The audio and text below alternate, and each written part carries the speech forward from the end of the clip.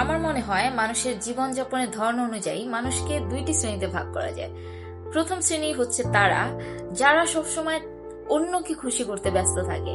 তারা মনে করে যে আমি যদি আমার আশেপাশে সবাইকে খুশি রাখতে পারি তাহলেই হয়তো সবাই আমাকে মূল্যায়ন করবে, সবাই আমার ভালোটাও দেখবে, সবাই আমাকে ভালোবাসবে এবং সবাই আমাকেও খুশি রাখার চেষ্টা করবে। কিন্তু সেই ক্ষেত্রে বেশিরভাগ সময় দেখা যায় তারা অন্যদের খুশি করতে করতে তারা নিজেদের দিকে আর দেখে না, আর দিন শেষে তারা সুখে থাকেও না। না তারা যাদের কথা ভাবে তারাও তার কথা ভাবে না।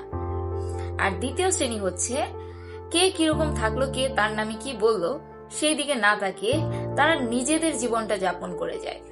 তারা অন্যদের খুশি করতে ব্যস্ত থাকে না, তারা নিজেদের জীবনটাকে উপভোগ করতে ব্যস্ত থাকে, যেমনটা সাধারণত আমিও করে থাকি।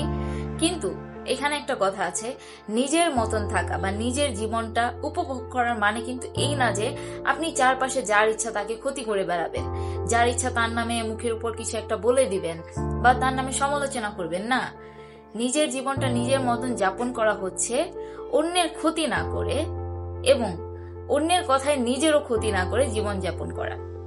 আপনি দুই শ্রেণীর ভিতরে কোন শ্রেণীতে পড়েন অবশ্যই কমেন্ট করে জানাবেন। Bye bye, take care.